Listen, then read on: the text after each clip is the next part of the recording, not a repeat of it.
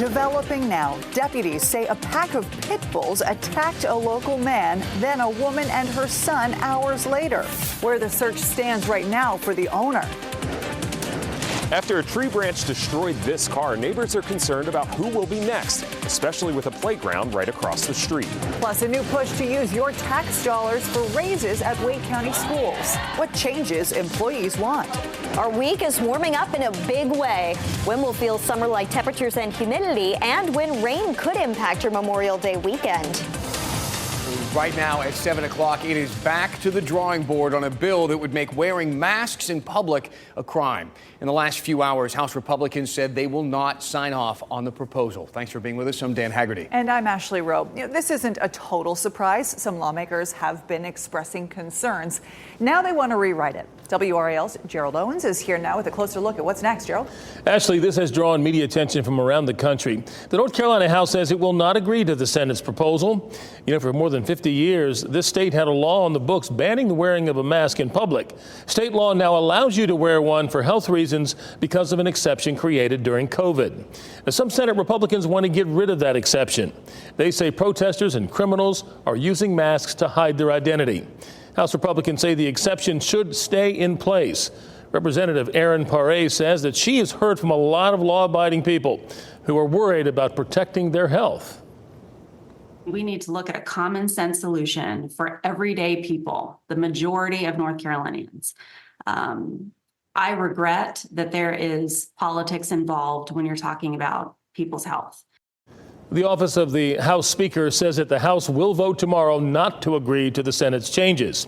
From there, the bill will go into a committee where the House and Senate can either reach a compromise or drop it altogether. Ashley? All right, quite the development, Gerald. Thanks. Deputies are trying to find the owner of dogs that they say attacked 3 people across 2 counties. 3 of the dogs were captured. Another was killed. Chatham County officials say that a pack of 4 dogs attacked a woman and her son at a housing development near Jordan Lake yesterday. The woman had bites on her legs and hands. Her son had multiple bites on his legs. Deputies say the same dog attacked a Cary man earlier in the day. WRAL's Julian Grace will have more on this investigation during our late news tonight at 10 o'clock on Fox 50 and 11 on WRAL. We're asking police for more information about 2 shots fired incidents in Raleigh they believe are connected. One happened at a home on Fitzgerald Drive. Police got a call around 3:30 a.m. Bullets hitting the home there. No one was inside at the time, fortunately. We counted more than 90 evidence markers, though, outside that house. Another call went out nearby around the same time, near Garner Road and Bragg Street. And I'm Brian Schrader in the WRAL Live Center. Some good news. A big traffic mess on the south side of downtown Raleigh is starting to get worked out right now. Here's a look at our live sensors along South Saunders Street at Maywood Avenue. Just about 5 minutes ago, Raleigh police were able to reopen all of the lanes out here. Apparently, a car crashed into some utility equipment out there, damaged a power line, and for a while, that section of South Saunders Street was blocked. A friend of mine said it took a half hour to get from I-40 into downtown Raleigh. Latest update, though, from the sensors indicates that traffic's moving along a lot more freely now. All right, Brian, thank you. Better pay and better classrooms. That's what roughly 60 educators from Wake County schools are rallying for tonight. A group of employees joined forces ahead of tonight's meeting with Wake County commissioners. They're calling for county leaders to approve proposed budget from the state's largest school district. WRAL's Aaron Thomas is live in Raleigh tonight with the changes employees want. Aaron? Yeah, actually, the employees we just saw rally out here, they say that these raises for teachers, cafeteria workers, bus drivers cannot happen if the county commissioners inside this building, as well as the Wake County School Board, if they can't find any middle ground. You see the school board, they're pleading with commissioners to add an additional $63 million to the budget, but that's about $14 million less than what the county manager is proposing to offer at this moment. I want to take you to show you some video that we captured just moments ago. The more than 60 educators that you see here, we heard from some of their personal stories, many of them saying that they've had to pick up 2 to 3 jobs just to make ends meet at this point. They say that inflation is definitely hitting them and their families, and they say that adjusting this budget helps the school system provide necessary funds to help employees provide for their families and to keep vital positions like behavioral support staff to help students. I know for me and my family, we are willing to pay a little bit more in property taxes if it means our schools are more stable, teachers get what they need, which means our students get what they need. But that isn't something that should have to be what's happening. So all that red that you just saw a moment ago, a lot of those teachers actually just stepped inside this building for the meeting that gets underway. Right at the top of the hour, county commissioners are holding a series of public hearings before they approve a final budget sometime next month. So of course, we're going to be following these developments for many of our viewers. Ashley? I know you will. Thank you, Aaron. So this afternoon, Raleigh's city manager presented her $1 billion annual budget. A big part of it is an increase in property tax. In 4 years, the median home value went from $250,000 up to $391,000. Subsequently, property taxes on the median home jumped to $1,100 in 2020 to $1,390, nearly $1,400 in 2024. And that's in addition to the county property tax, which is now nearly $2,000. So in all, the tax on the median home in Raleigh will go up nearly $600. This is to pay for different services in the city. A big piece of that will pay salaries for public safety employees like police and fire and 911 center employees. Today's proposal gives them an average raise of about 10%, but the police union was looking for more. It funds critical public safety services, and it also dedicates funding in recruitment and retention efforts. But mostly, it looks to the future by investing in our biggest asset, which is our workforce. The City Council will hold a public hearing on the budget June 4th. Take a look at this video. A tree branch crashed through a Raleigh man's sunroof and windshield, as you can see, destroying his car. This tree is also hovering right over Roanoke Park, where children play. And it's not the first time the same tree has caused damage. WRAL's Sean Gallagher explains concerned neighbors are calling for it to be removed. The city put up caution tape around this park because of the falling large branches here, and Saturday we could see just how dangerous this could be. While no one was hurt here, neighbors around here are concerned about who could be next. Well, that came down. This was not the way Lyman Kaiser expected to start his Saturday. Branches plunging through the windows of his car. That is huge. This car is toast. A shocking sight, but not surprising. My car is 3 times. Why aren't you parking in your driveway? Life gets busy, right? It's not always front of mind. Probably not the best decision to park right there. But, and I mean, look at the person that's parked right behind it. They can obviously see it stick from the tree that's sticking out of it. But never like this. Yeah, that ain't good. So somebody been sitting in the car, I think they probably would have died because there's a branch right in the seat. Just a few yards away from a very busy park, typically filled with toddlers. It looks like a festival is going on out here every Saturday morning. So it's heavily used. Even on a Tuesday morning, a steady flow of toddlers traipsed through the park, many ignoring the yellow tape and signs the city put up warning of the dangers above. Hey, Harry, come here, sweetie pie. Those dangers were not lost on Christiana Hetherington and her son, Harry. We're trying to respect the caution tape and not get in the way. And if it weren't for that caution tape, she may not have known the risk they were in. I mean, I'm not a tree expert, but everything looks healthy. Hard to see to the untrained eye. Every single branch has got a broken off piece. But seeing this tree outside of his house every day, Lyman sees the danger. And it's pretty obvious when you look up and you don't see any leaves on branches and the other branches have leaves. That's not good. That's not healthy. I reached out to the city about this tree, and they say it's been on their radar for years, monitoring it and pruning it to try and keep it at bay. But you see this orange mark here, that means it's marked for demolition. They'll be out here Friday to remove it. In Raleigh, Sean Gallagher, WRAL News. If this story is resonating with you, if you've got a problem city-owned tree in your neighborhood, you can submit a request for service on the city's urban forestry website. We'll have a link to that on our website connected with this story. Some dramatic video here released today. Look at this. It's kind of dash camera video. It shows a bus going off the road and crashing into a mobile home. What a scene here. This was in Greenville, South Carolina last month. Troopers say the bus driver overcorrected, went back onto the road, and then the bus hit that mailbox and fence before crashing into the mobile home. Unbelievable how many camera angles they have of this, by the way. So no one was inside that home, fortunately, when this all happened. 2 students were on the bus, though. As you see in this video, no one was hurt, which is great.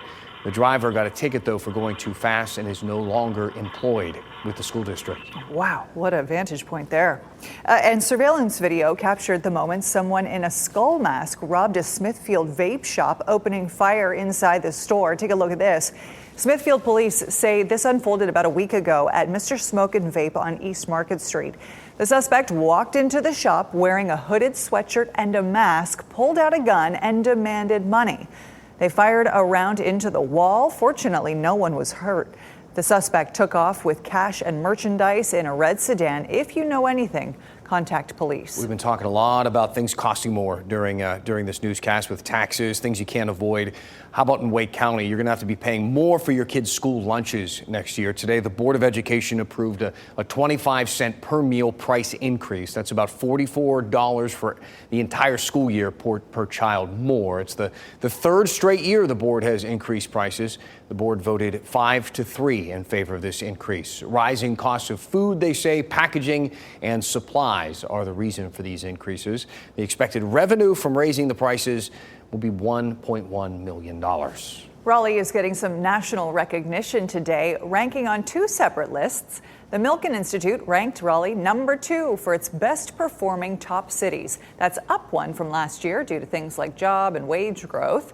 And U.S. News Quality of Life Index ranked Raleigh as the 5th best place to live for quality of life in the U.S. They described the city as having a strong sense of community. It's still ahead if you're heading to the coast for the holiday weekend. A lot of great things happening there, but one beach town has some new resources on the sand to keep families safe. What you need to look out for on your next vacation. Plus, the White House says 1 million veterans are now receiving benefits after being exposed to toxins. And a lot of the guys didn't live long enough to see it. We'll introduce you to one veteran exposed to Agent Orange. And we've got some 90s coming up in our 7-day forecast. When we're not in the 90s, it may feel like it, though. I'll have a closer look at which days the heat index will hit 90 or more coming up.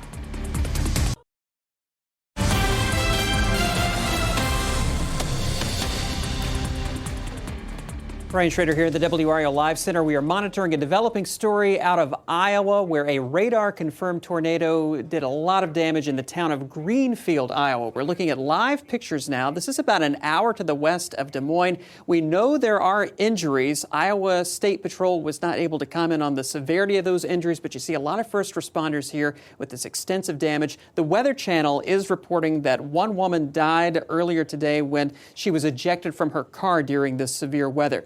Apparently, the hospital had to be evacuated because of a gas leak. They were triaging patients in the parking lot of a convenience store. So this is a very serious situation, one that will be developing through the night. And of course, we'll have the latest tonight at 10 and 11 on WRAL News. Wow, our hearts go out to them. Thanks, Brian.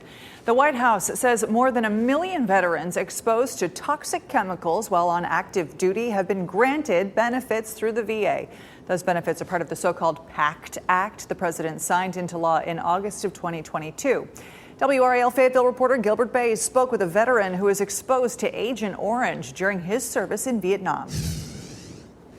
North Carolina has a large population of veterans. These hands represent veterans in every county here in our state, and now many of them are receiving benefits from the VA after being exposed to toxins. Every day is a miracle. Ronald Mowry is an Army vet who remembers being in Vietnam during the 60s and watching Agent Orange fall from U.S. aircraft like rain. And we used to watch them spray that stuff, and we just thought it was cool watching them. And next thing you know, we're going out on patrols and that, and we come back with that stuff all over our uniforms.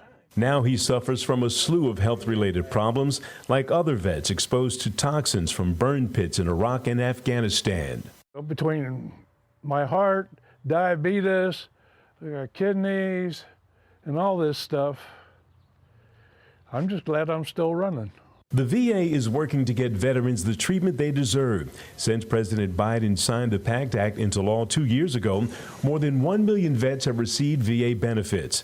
The PACT Act is named after Sergeant First Class Heath Robinson, a decorated combat medic who died from a rare form of lung cancer.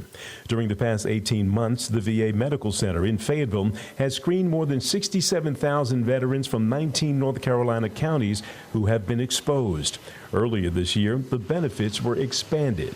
so that veterans who possibly have not deployed but were exposed to toxins as a result of their service here in CONUS are also potentially eligible for expanded benefits as well.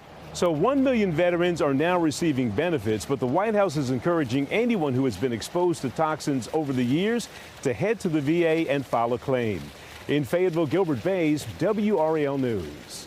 Pedigree is pulling certain bags of its dog food from Walmart shelves because they could contain metal. The pet food brand is recalling 44-pound bags of Pedigree Adult Complete Nutrition's grilled steak and vegetable flavored dry dog food. The product has a Best Buy date of March 4th, 2025. Stop using it immediately and contact the company for a refund. Surf City is taking some extra steps. They want to keep families safe during your next beach trip, so they're putting up safety stations at every access. They'll be set up along the dunes, and these stations will feature signs with some information on water conditions, also how to help swimmers in trouble, plus a flotation device. Last year, there were 47 swimming-related incidents, and 2 people drowned. Town officials hope these new resources will save lives. Life safety information. What is the beach conditions of the day? Is it an elevated risk? Is it a high risk? Or also, what are some things you should look for when you talk about beach safety? Smart, right? Pretty common sense. Right now, 11 of the 39 stations are set up at the beach. Town leaders hope to have the rest installed in the coming weeks. Boy, if there was ever a week to get over to the beach, it might be this one with the temperatures really climbing later this week. The thing is, you just want to go now, Ashley, because, the coast is going to have gorgeous weather all the way through Friday. You get to the weekend, and you want to just hit the beach in the morning, because as we get into the afternoons and evenings, we're going to have some storms this weekend.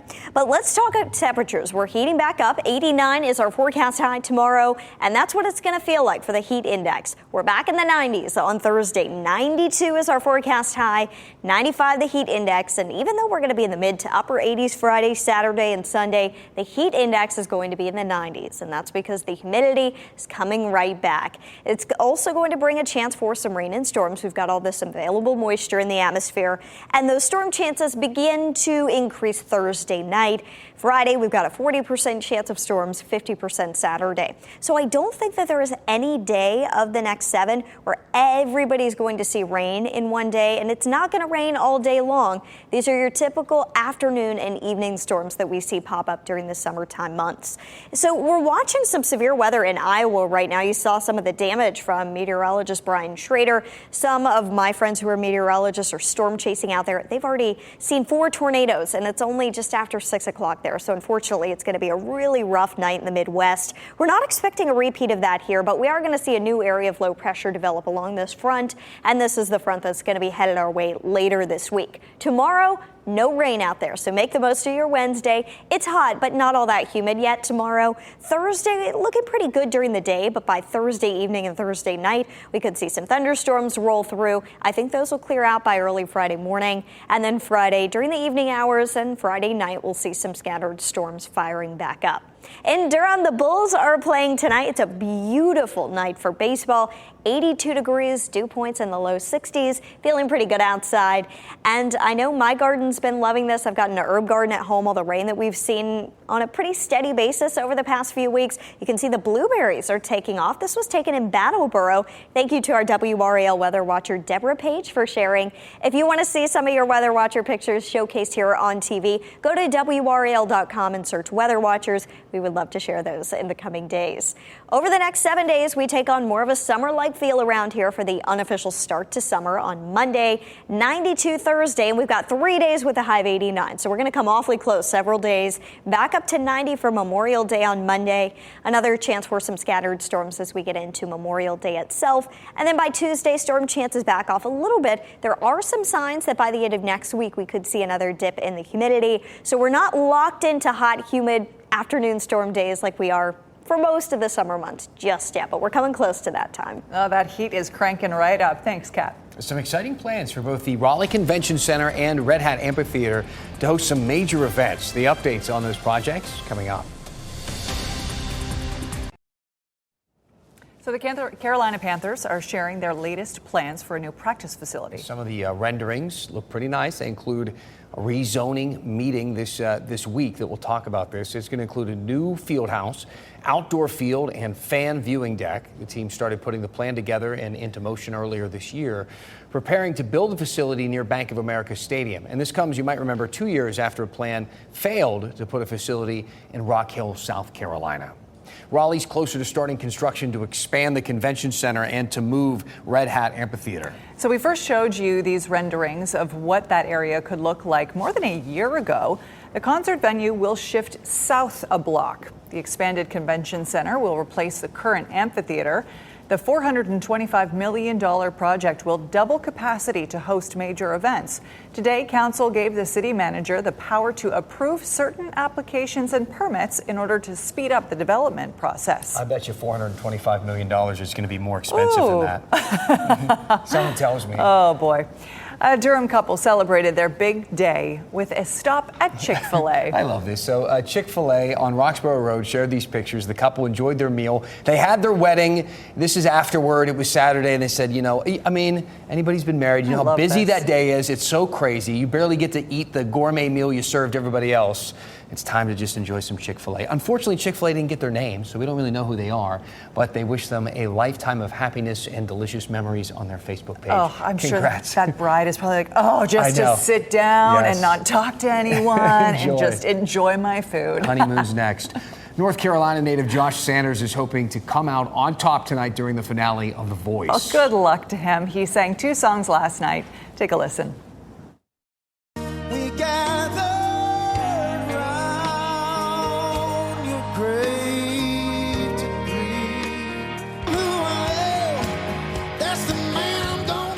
They're so talented. Yeah, pretty good. Oh, pretty good. I'm going with amazing.